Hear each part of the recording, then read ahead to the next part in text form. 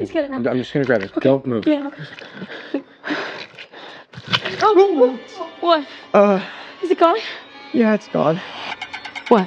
It's still in my Hello out there, great lambs and lambs. Welcome to an all-new video. In this video, we're doing a movie review of a new film that just came out the end of last month and is based off of a video game that came out in 2015. So we're going to get right into that. Before we do that, make sure you hit that subscribe button so you don't miss this video and any other videos I put up. As always, people, if you enjoy my content here on YouTube, definitely check out my other social media platforms such as X, Facebook, Instagram, Threads, Patreon.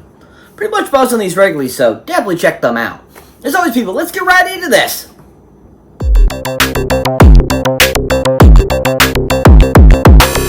So welcome one and all to an all-new video. So like I was saying before, I've been doing a movie review of a new film that just came out the end of last month and is based on a video game that came out in 2015 called Until Dawn. Yeah. Until Dawn, yeah.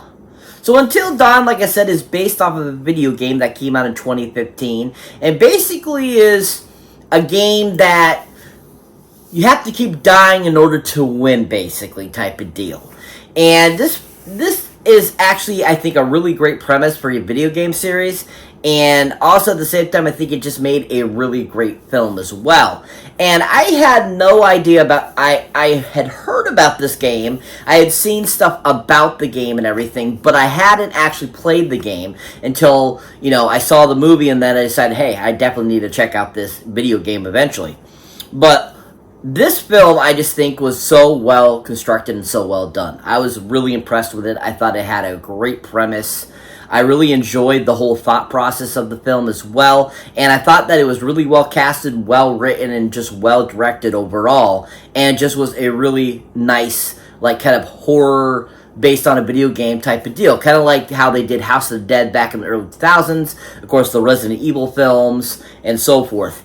And Until Dawn, I think, is one of those rare gems that just was really well done, and I thought kept true to what I've seen of the playthroughs and what I've seen of the trailers and stuff for the video game itself that I checked out after watching the film. And I really was impressed with how well they really brought the game to life and gave us a live-action version that was just as entertaining as watching the game itself. So I think that they overall did a really fantastic job. Now, this happens to be directed none other by a gentleman that goes by the name of Mr. David F. Sandberg. Oh yeah, David F. Sandberg. Woo! David F. Sandberg. Yeah! David F. Sandberg. Yeah! Woo! So David F. Sandberg, you might recognize, you know, from a few things over the years. He's done quite a few things and is a decent director. I have really enjoyed everything he's really put together, and I think that he has a really great eye for the types of films he does. He has a great eye for action. He has a really great eye for getting the best out of his actors and actresses, and I think he also has a really great eye for just bringing together adventure type of films.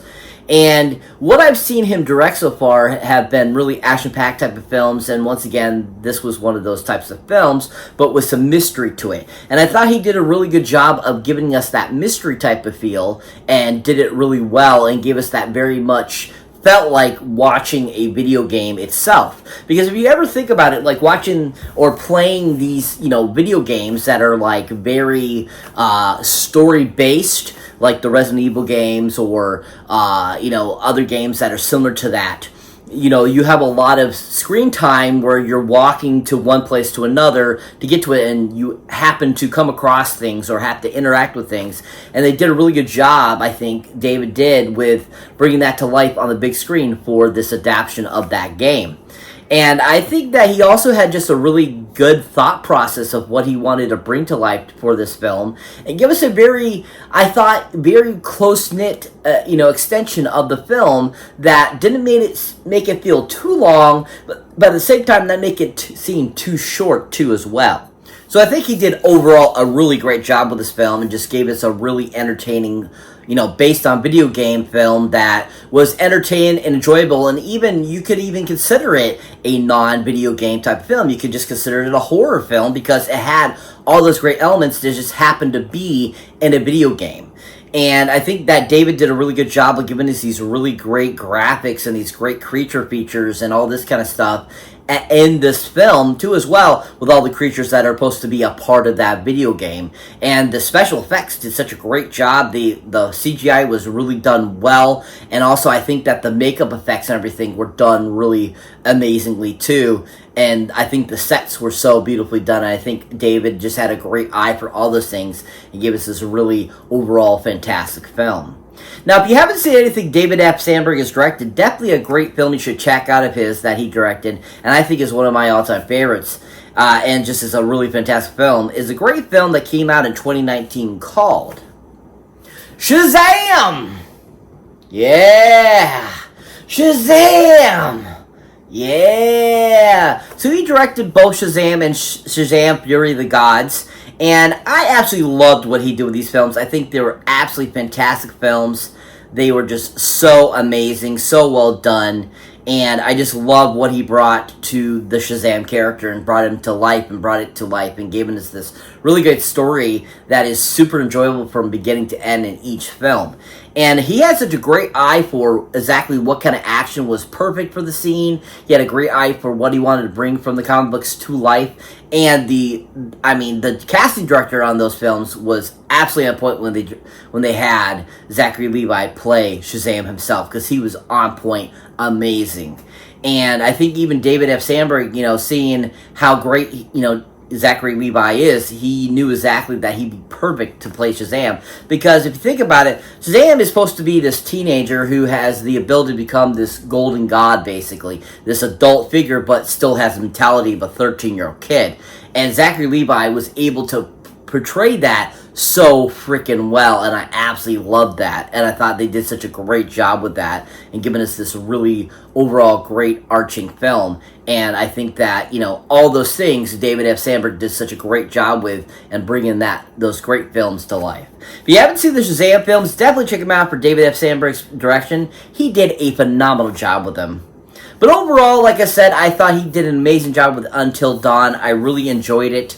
I thought he just made a really highly entertaining film that was a great adaptation of the video game. And I just really enjoyed everything he did with it because he kept it, pure and to the point. Really great action, really great dramatic elements, and just a really great horror vibe that was just really well executed. If you haven't seen anything David F. Sandberg has directed, definitely go check out Until Dawn in theaters now. He did a really great job. So this film has a really small cast. I really haven't seen any of these other actors and actresses, really anything else. A couple of them I have seen in previous things and think they're okay. But overall, I think that, such actresses as Ella Rubin and the actors Belmont Camont, and then, of course, Michael Camino himself, I think all were super fantastic in this film. I thought they all did a great job, and I think that they really were a really great tight-knit cast that really brought this film to life and just were really enjoyable. Even Ji Young Sun was really good too as her character. Really enjoyed her as well, and I think all of them just really played a really great part playing their characters in this film. But to start off with the cast, I have seen other things of them, or I've seen them in other things, is none other than a great actress who I think is a rising star. I think that she has a lot of great fun things in the future for us, and I just always feel that she gets better and better with everything I see her in. And that, of course, is Miss Odessa Azion. Oh yeah, Odessa Azion. Woo, Odessa, yeah. So Odessa Azion, I think, is a fantastic actress. Really enjoying her. I think she does a great job, and I think that she has a really great premise to herself. She really brings things to life, and just overall is just a genuinely good actress that I feel gets better and better every time I see her in something and as she matures. And of course, having a sister that's in acting too as well, and her mom being an actress since she was a teenager, really has, I think, brought those great acting genes to life. and she's just become a really great actress. Now, her mom, of course, is Pamela Aldine, who you might recognize from a slew of things over the years. She was just recently in Mid-Century Men. She was a part of that show, Better Things, as well. And, she's been, like I said, a child actress since she started in Grease 2. But I think that, Odessa really has gotten a lot of that great, acting bravado from her mom and from her older sister, who has been in such films like Blockers and so forth. Just have, really has spawned on her and really has given her a great light at becoming a really great actress, and I've seen that in everything I've seen her in. And in this film, I think especially she really has developed a lot more, and I just really enjoyed her character, and I love the growth she's done, and I just think that she did a really phenomenal job in this film. Now, if you haven't seen Odessa A'zion in anything, definitely something to check her out in is a remake of a film that came out a couple years ago that was exclusively on Hulu called Hellraiser. Yeah! Hellraiser. Yeah! So she was in the Hellraiser reboot. She's kind of like the main girl, like in the original Hellraiser. And, even though this film wasn't the greatest, I still really enjoyed Odessa in it. I thought she was really fantastic as the main girl. I thought she really brought it to life, and she was really amazing. And I really enjoyed kind of the nuances she brought to kind of giving remembrance to the original, girl in the first Hellraiser. And I think that she did a great job of just kind of giving her own little spin on the things, but at the same time, I think she really played the character very well. Had some really great moments throughout the film that I thought were really decent acting. And I think that she just was really fun and interesting in the film, and she was probably one of the better things about that film. But other than that, the movie itself, I didn't really care for, but I thought her performance was worth the watch of that film. If you haven't seen Odessa A'zion or anything, definitely check out the Hellraiser film. See what you think. I think she did a phenomenal job. But overall, I really enjoyed her Until Dawn. I thought she was a great part of that great ensemble. And I think that she just really brought her character to life and was on point and super awesome. If you haven't seen her recently, go check her out Until Dawn. She was absolutely fantastic. So that brings me to the final person I'd like to talk about that was in this film. And also, this actor also provided a voice for the video game, and he's reprising his role in the video game. And that, of course, is the actor known as Mr. Peter Stormare. Oh yeah, Peter Stormare. Woo, Peter Stormare. So Peter Stormare, you might recognize from a slew of films over the years. He's been in so many freaking films over the years. He was recently in the John Wicks. He was in, of course, Minority Report. He was in, you name it, he's been in several films, Constantine, etc. And Peter Stormare is just such a great, versatile actor, and is just so freaking awesome, and just so much fun. And I just love everything he brings to his characters, and he's always on point. And he just plays such great, creepy characters, too, as well, along with being, like, hero types, and being bad guy types, and just playing really all around different types of characters. And Peter just does a great job of giving us these great elements that really show his versatility. And I think in this film, he played one of his classic kind of stereotype type of characters and was on point. And I really just enjoyed him too in the film, because I think that he brought a really interesting take on his character also for the video game. He was able to show a little more expression, giving his physical performance and everything. And I think that his performance as the character too as well, compared to the video game, I think it was just so much more fun actually seeing him doing the performance himself.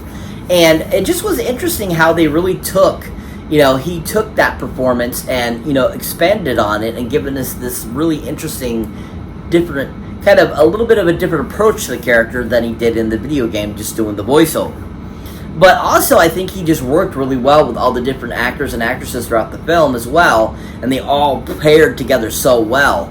And I think that he overall just was really on point and fun, and overall I think his performance was just really outstanding for that character. And I just really was, in love with his character and just loved it, and thought his performance was so much fun.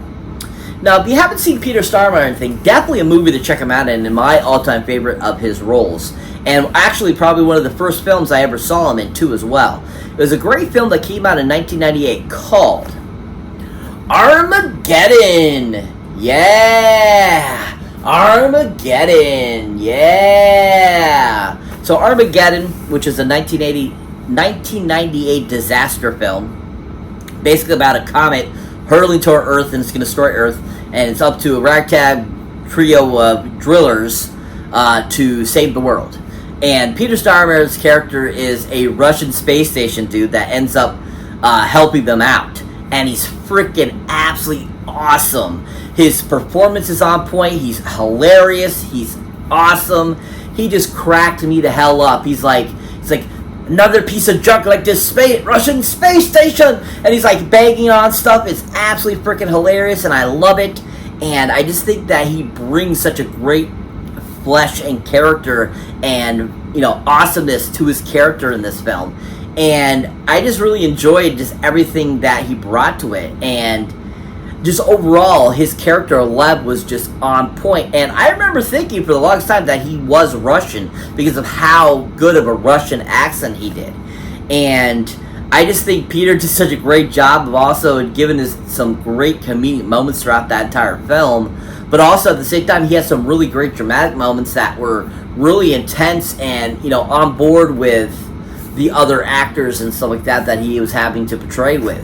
And I just really enjoyed that. And I think that Peter doesn't get enough credit for how awesome he was in that movie as Lev.